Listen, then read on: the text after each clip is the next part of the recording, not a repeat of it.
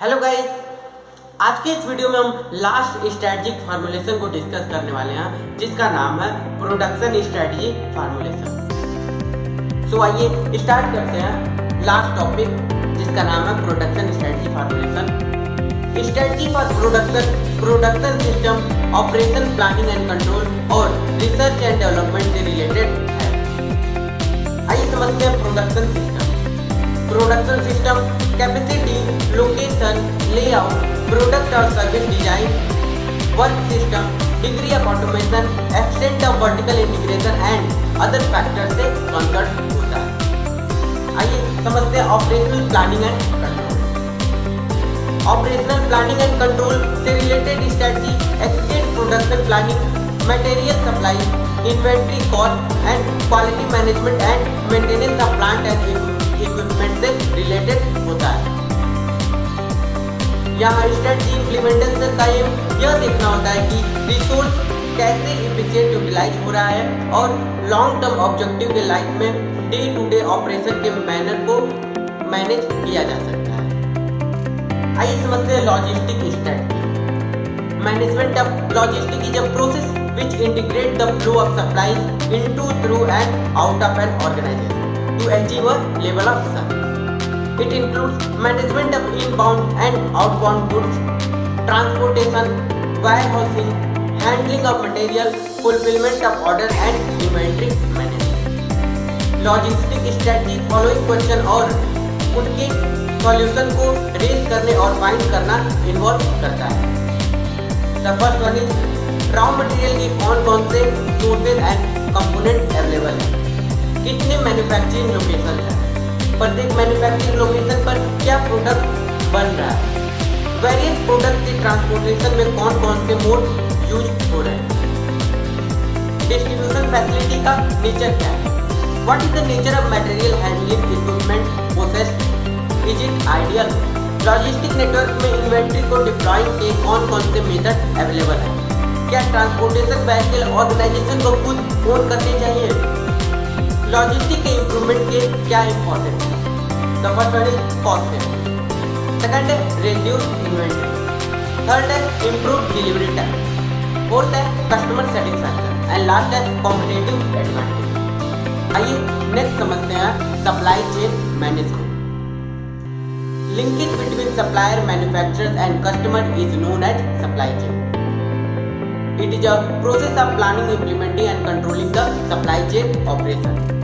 It involves sourcing and procurement of material, conversion and logistics. It includes closely working with channel partners, suppliers, intermediaries, other service providers and customers. It is based on two central ideas. हर एक product जो end user तक पहुंचता है वह cumulative effort of multiple organisation को represent करता है। एंड सेकंड है सप्लाई चेन लॉन्ग टर्म के लिए एग्जिस्ट करता है। In simple term it start with customer and end with customer. आइए इसके डिफिनेशन को समझते हैं। Process of planning, implementing and controlling the supply chain operation with the purpose of satisfying the customer requirement as efficiently as possible. आइए समझते हैं implementing supply chain management system. The first one is product development. Right product की development में organisation को customer and supplier से coordinate करना चाहिए। Next है प्रोक्योरमेंट। रिसोर्सेज की केयरफुली प्लानिंग करना, उनके सोर्सेज को आइडेंटिफाई करना, ऑर्डर प्लेस करना, ट्रांसपोर्टेशन करना और स्टोरेज को मैनेज करना, ये सब प्रोक्योरमेंट में रिक्वायर्ड होता है। नेक्स्ट है manufacturing. There should be dynamic manufacturing process to respond to market change quickly. Next है physical distribution. ये इन्वॉल्व करता है कि गुड्स का डिस्ट्रीब्यूशन कस्टमर्स को right time and right place पर हो। नेक्स्ट है आउटसोर्सिंग। ये ऑपरेशन की आउटसोर्सिंग को इन्वॉल्व करता है जो ऑर्गेनाइजेशन बिलीव करता है कि दूसरे बेटर मैनेज कर सकते हैं। नेक्स्ट है कस्टमर सर्विस। ये कस्टमर रिलेशनशिप प्लेटफॉर्म को डेवलप करना to provide an interface to customer for mutually satisfying the goals. And last है performance measure. ये performance measurement के लिए system of feedback को सेटअप करना इंक्लूड करता है। Example cost, customer service, quality etc. यह सिस्टम की कंटिन्यूअस इंप्रूवमेंट में हेल्प करता है। आइए नेक्स्ट समझते हैं जिसका नाम है research and development. Research and development personal strategy को इम्प्लीमेंट कराने में इंटीग्रल पार्ट के रूप में प्ले करता है। ये इंडिविजुअल न्यू प्रोडक्ट को डेवलप करने और ओल्ड प्रोडक्ट को इम्प्रूव करने में चार्ज होता है। Research and development policies can enhance strategy implementation efforts to emphasize product और process improvement, stress basic or applied research, be leaders or followers in research and development, develop robotic or manual type processes, spend a high average low amount of money on research and development, perform research and development within the firm, and last use university research। बहुत से firm research and development acquire करने के decision से जूझते रहते हैं। कुछ guideline है जो रिसर्च एंड डेवलपमेंट से रिलेटेड है। When the technological growth is slow and market growth is moderate, हमें in house research and development करना चाहिए।